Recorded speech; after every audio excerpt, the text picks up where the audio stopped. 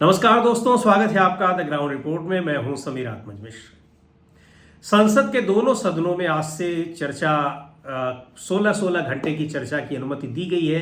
पहलगाम हमले के बाद ऑपरेशन सिंदूर और सीज फायर, ये जो पूरा का पूरा डेवलपमेंट है जिस पर इतने दिनों से चर्चा की मांग हो रही थी, विशेष सत्र की मांग हो रही थी, लेकिन मानसून सत्र का एक हफ्ता पूरा बिना किसी कामकाज के समाप्त होने के बाद इस पर इसकी अनुमति दी गई है। और बताया यह भी जा रहा है कि उपराष्ट्रपति जगदीप धनखड़ के इस्तीफे के पीछे भी ये एक बड़ा कारण था। खैर, उसकी चर्चा हम अपने पिछले वीडियो में कर चुके हैं।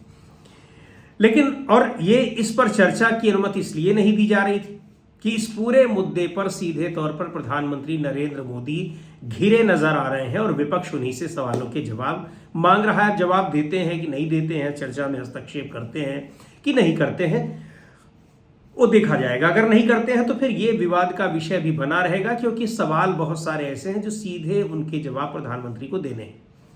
लेकिन इधर भारतीय जनता पार्टी के भीतर जिस तरह से उत्तर प्रदेश में घमासान दिखाई पड़ रहा है, सीधे तौर पर यह घमासान अब सतह पर दिखाई पड़ रहा है, वो हैरान करने वाला है। आपको याद होगा कि लोकसभा चुनाव में किस तरह से भारतीय जनता पार्टी की हार हुई और जो 240 सीटों पर लोकसभा में सिमट गई भारतीय जनता पार्टी, उसके पीछे बहुत बड़ा कारण उत्तर प्रदेश रहा। क्योंकि उत्तर प्रदेश में जहां 62 सीटें हुआ करती थी, वहां सिमट कर वो 33 सीटों पर आ गई। और इसकी जिम्मेदारी किसकी है, इसको लेकर भी महीनों विवाद चलता रहा कि उत्तर प्रदेश यूनिट की जिम्मेदारी है, उत्तर प्रदेश सरकार की जिम्मेदारी है, या फिर केंद्र की जिम्मेदारी है, प्रधानमंत्री नरेंद्र मोदी की जिम्मेदारी है। उनके फेस पर चुनाव लड़ा गया। प्रधानमंत्री नरेंद्र मोदी खुद किसी तरीके से अपना चुनाव बनारस से जीते हैं। ये सारी चीजें चुनाव के बाद से दिखाई पड़ रही थी। लेकिन उसके बाद जिस तरह से अब एक दो ध्रुव दिखाई पड़ रहे हैं, एक ध्रुव ऐसा है जिसको केंद्रीय नेतृत्व से समर्थन मिल रहा है, और दूसरा जो ध्रुव है या धड़ा है आप कह लीजिए, वो मुख्यमंत्री योगी आदित्यनाथ के खेमे का है। सीधे तौर पर टकराव दिखाई पड़ रहा है। ताजा तरीन दो मामलों का मैं जिक्र करना चाहूंगा। कभी आपने ये नहीं सुना होगा या बड़ी हैरानी होती है सुनकर, अगर सुना भी होगा, मैं दावे के साथ नहीं कह सकता हूं कि कभी ऐसा हुआ नहीं, लेकिन हैरानी होती है कि किसी राज्य में मंत्री अपने क्षेत्र में जाकर उसको पुलिस वालों की कार्रवाई को लेकर, पुलिस वालों की जो गतिविधियां हैं उनको लेकर धरने पर बैठना पड़ा। तो ये घटनाक्रम हुआ अभी पिछले दिनों कानपुर देहात में, अकबरपुर जगह है, वहां प्रतिभा शुक्ला मिनिस्टर हैं योगी सरकार में, और वहां थाने की पुलिस ने जो आरोप है कि पार्टी के कार्यकर्ताओं को जबरन उन पर केस लाद दिया और उनको फंसाया जा रहा है। कार्यशैली को लेकर वो नाराज थी। उन्होंने कहा, दबाव बनाने की कोशिश की, नहीं दबाव बना, आखिरकार उनको वहां धरने पर बैठना पड़ा अपने तमाम साथियों के साथ, कार्यकर्ताओं के साथ।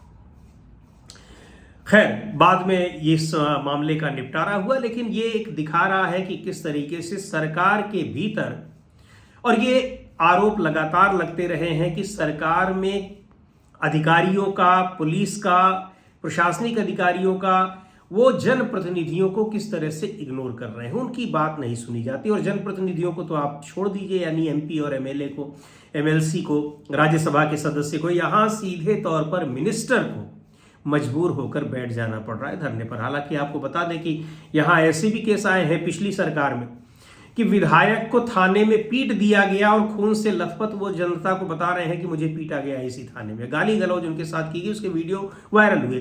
पुलिस अधिकारियों को कोई सजा नहीं हुई, उनके खिलाफ कोई एक्शन नहीं लिया गया।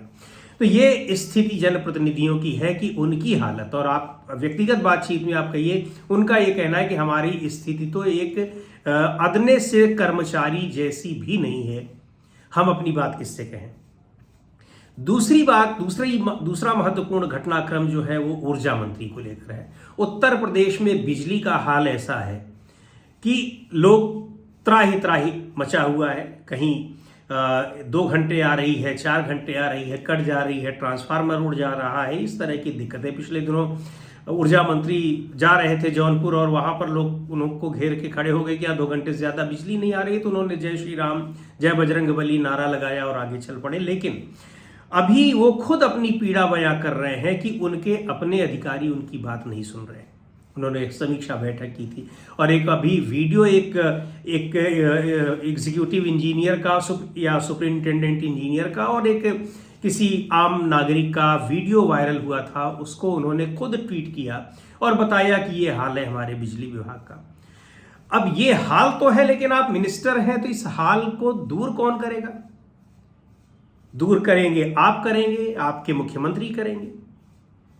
केंद्र में भी आपकी सरकार है, डबल इंजन की सरकार है, या जितने भी इंजन हो सकते हैं सरकार के हर स्तर पर भारतीय जनता पार्टी का नेतृत्व है, इस समय कब्जा है। पर दिक्कत यह है कि आपको पता होगा कि ए.के. शर्मा किस तरह से उत्तर प्रदेश में लॉन्च किए गए थे। उसके बाद पिछले कार्यकाल में योगी आदित्यनाथ ने उनको अपने मंत्रिमंडल में जगह नहीं दी, सीधे प्रधानमंत्री नरेंद्र मोदी के हस्तक्षेप के बावजूद। दूसरे कार्यकाल में उनको मिनिस्टर तो बनाया गया, लेकिन उनके अपने विभाग की जिस तरह से जो स्थितियां हैं और जो बिजली विभाग की स्थिति को देखते हुए लग रहा है कि जो सबसे नकारा मंत्रियों की अगर कोई सूची है, ये उत्तर प्रदेश में कहा जा रहा है, तो उनमें सबसे ऊपर जो विभाग है वो है ऊर्जा विभाग। लेकिन इस नकारेपन के पीछे भी सरकार के भीतर जो टकराव चल रहा है वो अभी कहा जा रहा है कि इसमें जानबूझकर इस तरह की स्थितियां पैदा की जा रही हैं। अधिकारी जो बड़े अधिकारी हैं नियुक्त होते हैं मुख्यमंत्री की तरफ से, रिपोर्ट उनको करते हैं। मिनिस्टर उनको ऑर्डर भी देते हैं तो वो उन पर ध्यान नहीं देते हैं। मिनिस्टर खुद परेशान है कि वो करें क्या, मुख्यमंत्री से वो कह नहीं सकते हैं।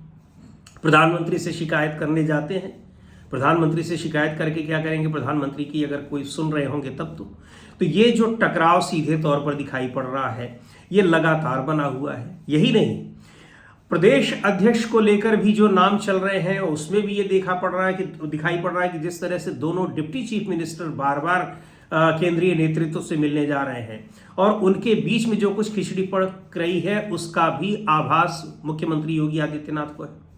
और वो इन सारे लोगों को जो अपनी करीबी दिखाने की कोशिश करते हैं केंद्रीय नेतृत्व से, उनकी अपनी पार्टी में या उनकी अपनी सरकार में क्या हैसियत बनी हुई है ये किसी से छिपा नहीं है।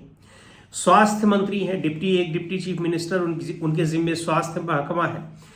वो अपने अधिकारियों को जाकर सस्पेंड करने की धमकी देते हैं, जाकर दौरे करते हैं। इधर बीच उन्होंने दौरे बंद कर दिए हैं, लेकिन पहले काफ़ी दौरे उन्होंने किए और गए, अस्पतालों का दौरा किया। कई जगहों का खामियां हर जगह मिल रही हैं, सस्पेंड कर देने की धमकी दे रहे हैं, किसी को कुछ कर दे रहे हैं, लेकिन कोई फर्क नहीं पड़ रहा है उससे। कोई ना तो सस्पेंड हो रहा है और ना ही कोई व्यवस्था सुधरती हुई दिखाई पड़ रही है। पिछले दिनों आपने देखा था कि कानपुर में किस तरह से एक डीएम ने सीएमओ को डांटा डपटा, वो एक अलग बात है। उसमें आए सीएमओ ने, जो पीड़ित सीएमओ थे, उन्होंने चार्ज वहां पर ले लिया। लेकिन जो ये विभाग हैं और ये मंत्री हैं जो केंद्रीय नेतृत्व से अपनी नजदीकी को दिखाने की कोशिश करते हैं, और नजदीकी उनकी वास्तव में है, उनकी इस सरकार में भले ही वो मंत्री हैं लेकिन हैसियत कुछ नहीं है। उनके अपने विभाग के अधिकारी उनको नहीं पूछ रहे हैं, और अगर नहीं पूछ रहे हैं, नहीं उनका सम्मान कर रहे हैं, उनके आदेश का पालन नहीं कर रहे हैं, तो जाहिर सी बात है कि उनको आदेश कहीं और से मिल रहा है और उनको रिपोर्ट कहीं और रिपोर्ट कर रहे हैं। यानी उनको संरक्षण मिला हुआ है मुख्यमंत्री से, और वास्तव में मुख्यमंत्री से उनको संरक्षण मिला हुआ है, ये बात किसी से छिपी भी नहीं है। तो ये सारी चीजें ये दिखा रही हैं कि उत्तर प्रदेश में भारतीय जनता पार्टी के भीतर क्या स्थिति है। ये तो पार्टी के गठबंधन के नेताओं की बात करें। पिछले दिनों एक और मंत्री हैं जो कि अपना दल एस के नेता है, आशीष पटेल, बार बार कह चुके हैं कि अधिकारी उनकी बात नहीं सुनते। उनके कैबिनेट मंत्री हैं, उनके अपने विभाग के अधिकारी उनकी बात नहीं सुनते हैं। तो इन परिस्थितियों में उत्तर प्रदेश की सरकार चल रही है, और सरकार कैसी चल रही है वो भी किसी से छिपा नहीं है कि क्या राज्य में कानून व्यवस्था की स्थिति है, स्कूलों के मर्जर का जो काम हो रहा है, और मर्जर किस तरीके से हो रहा है कि मर्जर स्कूलों का तो कर दिया गया, बच्चे छोड़कर स्कूल चले गए, नहीं जा रहे हैं, उससे किसी को लेना देना नहीं है। शिक्षा की व्यवस्था अपनी जगह है, कैसे एक खराब स्थिति में पहुंच गई है। इस और कानून व्यवस्था की बात ही क्या की जाए। आए दिन किस तरह की घटनाएं लगातार हो रही हैं, लेकिन सरकार अपनी गति से चल रही है और मुख्यमंत्री योगी आदित्यनाथ को ये पता है कि सरकार कैसे चलानी है। वो अपना उसी रफ्तार से सरकार को चला रहे हैं। हाँ, बुलडोजर जरूर ताकतवर बना हुआ है, चाहे सुप्रीम कोर्ट कितने भी आदेश पारित कर दे, कितनी भी सख्त कार्रवाई कर दे, कि बुलडोजर चलाने वाले अधिकारियों को चाहे कितनी धमकी वो दे दे, लेकिन कोई फर्क नहीं पड़ रहा है। बुलडोजर की कार्रवाई भी चल रही है और एनकाउंटर की भी कार्रवाई चल रही है, पर व्यवस्था किसी तरीके से बदलती हुई दिखाई नहीं पड़ रही है।